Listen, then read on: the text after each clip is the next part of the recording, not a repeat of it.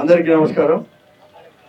ఈరోజు రాష్ట్రం అంతా కూడా అన్ని కలెక్టరేట్ ముందర అంటే 26 జిల్లాల్లో కూడా 26 కలెక్టరేట్ ముందర పెద్ద ఎత్తున వైఎస్ఆర్ కాంగ్రెస్ పార్టీ యువజన విభాగం ఆధ్వర్యంలో యువత పోరు వచ్చేసి ఆ రోజు ఎలక్షన్లో మేనిఫెస్టోలో ఈ కూటమి పార్టీలు అన్నీ కూడా ఒక సభగా ఏర్పడి హామీ ఇచ్చాడో నిరుద్యోగ భృతైనా కానీ 3,000 లేకపోతే 20 లక్షల మంది కూడా ఉద్యోగాలు కూడా కల్పిస్తామని చెప్పినారో దాన్ని హామీని నెరవేర్చాలని చెప్పేసి పెద్ద ఎత్తున కూడా నిరసన కార్యక్రమం కూడా ఈరోజు చేస్తూ ఉన్నారు.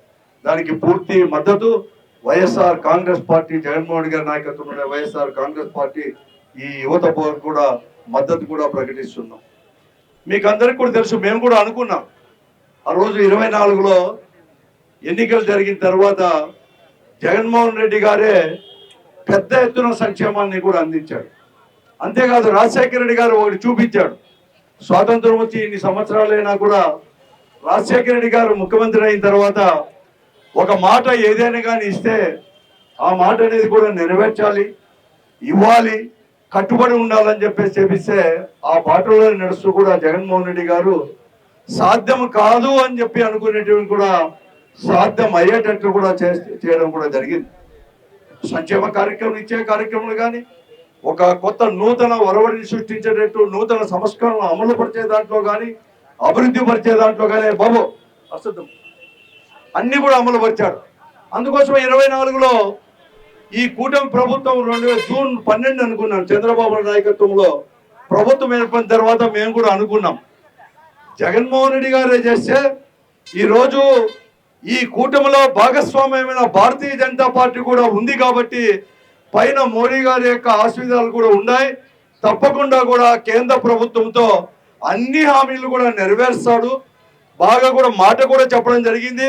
మరీ ముఖ్యంగా ఆయన కుమారుడు లోకేష్ గారు పాదయాత్ర సందర్భంగా కానీ అనేక మార్లు కూడా ఎలక్షన్ మీటింగ్లో కూడా చెప్పడం జరిగింది. ఏదైనా కానీ ఒక హామీ కన్నా అమలు పరచకపోతే కాలర్ పట్టుకోండి అని కూడా చెప్పడం జరిగింది. అందుకోసమే తప్పకుండా కూడా అమలు పరుస్తామని చెప్పేసి మేమంతా కూడా అనుకున్నాం.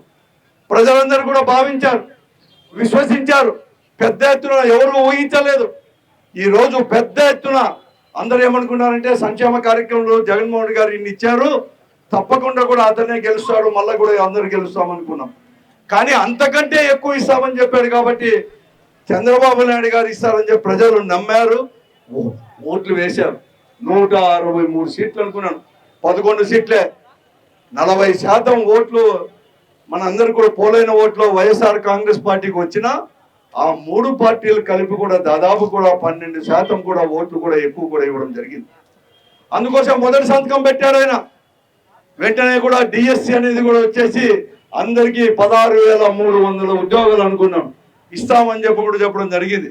ఏడాది గడిచిపోయింది ఆయన సంతకానికి కూడా. కానీ ఇంతవరకు కూడా అతి గతి లేదు. ఇంతవరకు కూడా ఇంకా పరీక్షలను అవనో ఇవ్వనో అని చెప్పి జరుగుతూనే ఉన్నాయి, కానీ ఎప్పుడు జరుగుతాయో కూడా తెలియదు.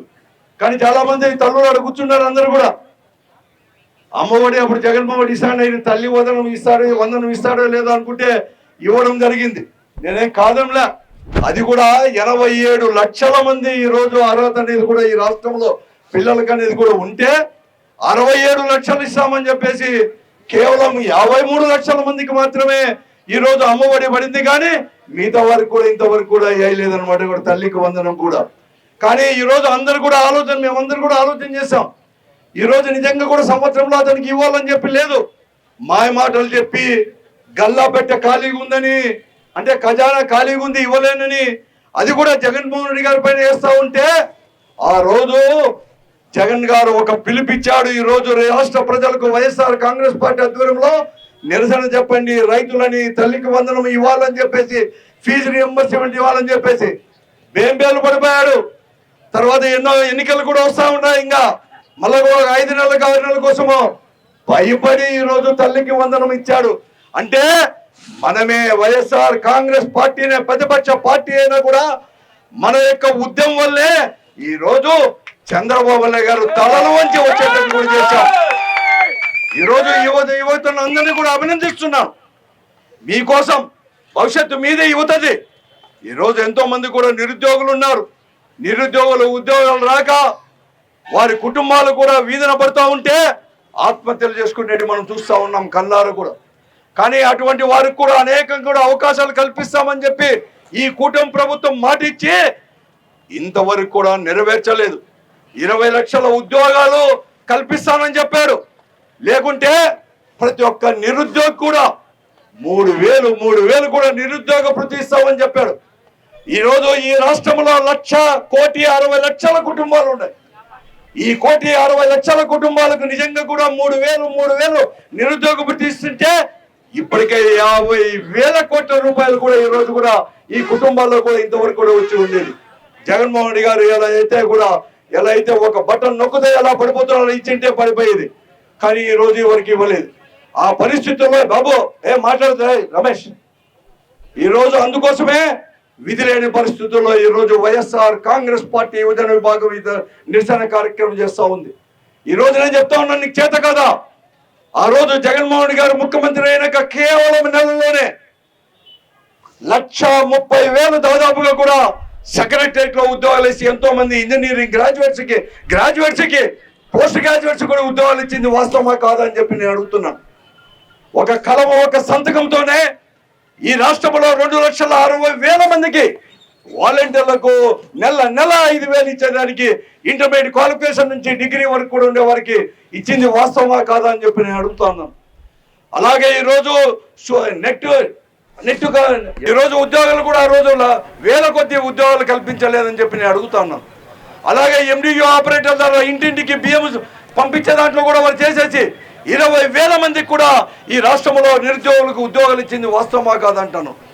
ఈ రోజు ఉద్యోగాలు అనేది కూడా ఇవ్వకోకుండా అలాగే MSCEU దాని కింద కూడా సూక్ష్మ దాని కింద పరిశ్రమల కింద కూడా కొన్ని లక్షల మందికి కూడా ప్రత్యక్షంగా పరోక్షంగా కూడా ఆ రోజు జగన్మోహన్ రెడ్డి గారి యొక్క ప్రభుత్వం కూడా ఈ నిరుద్యోగులకు యువతలకు కూడా ఉద్యోగాలు ఇచ్చింది మాత్రం వాస్తవమా కాదని చెప్పి నేను అడుగుతాను. కానీ ఈ రోజు కొత్త ఉద్యోగాలు సృష్టిస్తారని చెప్పేసి లేకుంటే నిరుద్యోగ భృతి ఇస్తారని చెప్పేసి నేను ఆ రోజు గడపకు కూడా మేమందరూ కూడా వెళ్ళాం. వైఎస్ఆర్ కాంగ్రెస్ పార్టీ తరఫున ఇక్కడ ఉండే వారు అందరూ కూడా వెళ్ళాం.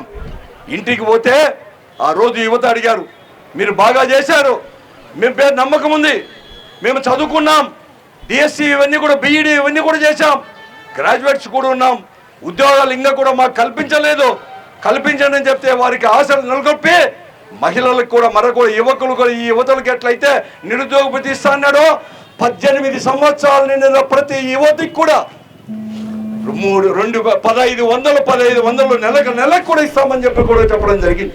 వారు కూడా యువకులే. కానీ ఎవరికి కానీ ఇవ్వలేదు.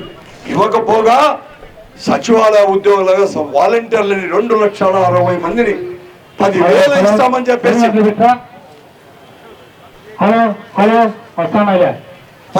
10,000 కూడా ఈ రోజు కూడా ఇస్తామని చెప్పేసి ఉద్యోగం ఇస్తామని చెప్పేసి కూడా ఒక పెన్నుతోనే ఉదాంతో ఉద్యోగాలు లేకుండా నిరుద్యోగులుగా మార్చిన ఘనత ఒక కూటమి ప్రభుత్వానికి చంద్రబాబు నాయుడుకి మాత్రమే దక్కుతుంది. ఎంత అన్యాయం అండి. కొత్త ఉద్యోగాలు ఇవ్వకపోగా ఉండిన ఉద్యోగాలు MDO ఆపరేటర్లు తీసేసి ఫైబర్ నెట్ లో 2,000 ఉద్యోగాలు తీసేసి సూక్ష్మ దాంట్లో కూడా MSCO దాంట్లో ఇచ్చిన పరిశ్రమలు ఇచ్చిన ఉద్యోగాలన్నీ కూడా తీసేసి అనేక రకాల కూడా ఈరోజు నిరుద్యోగులకు కూడా ఏదైనా కానీ లోన్ తీసుకుంటే 0 తీస్తామంటే అది కూడా ఇవ్వకుండా చేసి అనేక రకాలు కూడా కొత్త ఉద్యోగాలు సృష్టించుకోకుండా నిరుద్యోగ భృతి కూడా ఇవ్వకుండా ఉండిన ఉద్యోగాలను కూడా తీసేసిన ఘనత మోసగాడు ఎవరైనా ఉన్నారంటే చంద్రబాబు నాయుడు గారి యొక్క ప్రభుత్వం తప్ప మరొకటి కాదని చెప్పేసి కూడా చెప్తున్నాం. ఈ పరిస్థితుల్లో మనం చూస్తూ ఊరుకోవడంలా ఈరోజు మీకు అందరికి కూడా ఈరోజు ఖజానా ఖాళీ అంటే ఆ రోజు మీరు ఏమిచ్చారు? మేమైనా కానీ జగన్మోహన్ రెడ్డి గారు దిగిపోయేటప్పుడు నువ్వు ప్రమాణ స్వీకారం చేసేటప్పుడు మీ ఖజానాకు 7,000 కోట్లకు పైబడి కూడా మేము ఇచ్చేసాం. కానీ ఆ రోజు మేము జగన్మోహన్ రెడ్డి గారు ముఖ్యమంత్రిగా ప్రమాణ స్వీకారం చేసినప్పుడు మీరు ఇచ్చిందంత 100 కోట్లు మాత్రమే. ఆ 100 కోట్లు ఇచ్చినప్పుడు మేము ఇన్ని సమస్యలను పరిష్కరించినప్పుడు ఇన్ని కొత్త ఉద్యోగాలు ఇచ్చినప్పుడు ఒక జీవితాన్ని ఆదర్శంగా కూడా ముందుకు తీసుకొని పోయేటప్పుడు ఈరోజు మీకు 7,000 కోట్లతో ఇస్తే ఖజానా ఖాళీగా ఉంది, గల్లా పట్ట ఖాళీగా లేదు అంటావా? మీరందరూ కూడా మాకు నిరుద్యోగ భృతి ఇవ్వడానికి సిద్ధంగా లేరు. కానీ ఈ రోజు రాజధాని పేరిట కోట్ల రూపాయలు 1,52,000 కోట్ల రూపాయలు కూడా ఇప్పటికే కూడా అప్పనేది కూడా తీసుకొని వచ్చేసి ఏమి ఖర్చు పెట్టావో అని చెప్పుకోకుండా రాజధాని అని చెప్తున్నావు. కానీ ఎక్కడ కానీ నిరుద్యోగులకు మాత్రం ఇవ్వలేకపోయారు. నీ నిరుద్యోగులకు ఇవ్వకపోతే చంద్రబాబు నాయుడు గారు మీకు చెప్తా ఉన్నాను, నీ కొడుకు ఏదైతే కాలరు పట్టుకొని అడగమన్నాడో ఈ రోజు ప్రజలు సిద్ధంగా ఉన్నారు. ఎవరి కాలరు పట్టుకోవాలి చంద్రబాబు నాయుడు గారు అని చెప్పి అడుగుతాను. నీ కాలరు పట్టుకోవాలా, పవన్ కళ్యాణ్ గారి కాలరు పట్టుకోవాలా, లేకుంటే నీకు సపోర్ట్ చేస్తున్న మోడీ గారి నాయకత్వంలో ఉండే భారతీయ జనతా పార్టీ వారి యొక్క కాలరు పట్టుకోవాలా? చెప్పండి. చంద్రబాబు నాయుడు గారు కేవలం ఈ రోజు ఏదైనా కానీ ఒక సమస్య ఈ రోజు యువత పౌరు ఉందని తెలిసే అనేక సమస్యలు సృష్టించి డైవర్షన్ పాలిటిక్స్ చేస్తూ ప్రజలను తప్పుదారు పట్టించేదానికి చేస్తా ఉన్నావు. నిన్ను ఏదో ఒకటి పరామర్శించకపోయి దురదృష్టవశాత్తు సాంబయ్య చనిపోతే ఈ ప్రజలను ఈ పొద్దు జరుగుతున్న యువజన పౌరుని డైవర్ట్ చేయడానికి, నీరుగార్చడానికి, ప్రజలంతా కూడా దృష్టి కూడా మరల్చడానికి జగన్మోహన్ రెడ్డి కారు కింద పడినాడు అని చెప్పి నేను అడుగుతా ఉన్నాను. ఈ రోజు ఏఐతో చంద్రబాబు నాయుడు గారు మన తెలుగుదేశంలో కడపలో జరిగినప్పుడు దాంట్లో కింద కూడా చేసి ఎప్పుడో చనిపోయిన ఎన్టీ రామారావు పైన చెప్పులు వేసిన ఎన్టీ రామారావు బతికొచ్చి అతని మాటలతో చంద్రబాబు నాయుడు గారిని, లోకేష్ గారిని ఆశీర్వదించినట్లుగా ఈ రోజు నిన్న జగన్మోహన్ రెడ్డి గారి యొక్క మీ దాంట్లో కూడా వచ్చే దాంట్లో మార్పులతో టెక్నాలజీతో జగన్మోహన్ రెడ్డి గారు ప్రయాణిస్తున్న కారు కింద పడినట్టుగా చూపించి అతని పైన కూడా ఆ కారు పైన మీరు అభాండం వేస్తారా? నిజంగా చెప్తున్నాను, మామూలు కారు కాదు అది ఈ రోజు ఎంతో కూడా బరువు అంతా కూడా ఎక్కువ అన్ని మామూలు కార్ల కంటే కూడా ఉంటుంది. అంతా కూడా ఇది అటువంటి కారు ముందుకు పోతే గొంతు దగ్గర పోతే ఆ బాడీ నుసి కాదా అని చెప్పి నేను అడుగుతా ఉన్నాను. ఎక్కడ కానీ కాలేదే. పోస్ట్ మార్టం చేశారు కదా సాంబయ్య గారిది. ఆ పోస్ట్ మార్టం రిపోర్ట్లో ఎక్కడ కానీ దొమ్మలు కానీ రొమ్ములు కానీ రొమ్ము పైన కారు పోయింటే ఎక్కడ కానీ బజ్జి కూడా కాలేదని చెప్పి రిపోర్ట్ ఇవ్వలేదే. ఇటువంటి తప్పుడు ప్రచారం చేసి ఇటువంటి యువత పౌరుని ప్రజల యొక్క డైవర్షన్ చేసేదానికి మీరు కుటిల ప్రయత్నాలు చేస్తూ ఉన్నారు. ఇప్పటికే చాలా కుటిల ప్రయత్నాలు చేశారు చంద్రబాబు నాయుడు గారు. నీ ఆటలు సాగావు.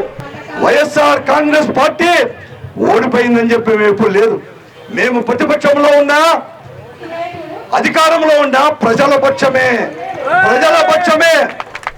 ఈరోజు మేము మీ కాలరు పట్టేదే కాదు, మిమ్మల్ని మెడలు వంచైనా కానీ మీరు ఇచ్చిన హామీలు అమలు పరిచేటట్లు చేస్తామని చెప్పేసి కూడా నేను చేస్తున్నాను. నీకు చేతనైతే ఇంకా 4 సంవత్సరాలు ఉంది, పరిపాలించు, మేము వద్దనం. నీకు గడువు ప్రజలే 5 సంవత్సరాలు ఇచ్చే సంవత్సర కాలం పూర్తయింది. కానీ నువ్వు ఇచ్చిన హామీ ఒకటి సూపర్ సిక్సే కాదు. ఈ నిరుద్యోగులకు నిరుద్యోగ భృతో లేకుంటే ఉద్యోగమో నువ్వు కల్పించకపోతే నీ మాయ మాటలు చెప్పి మాత్రం ఉండం.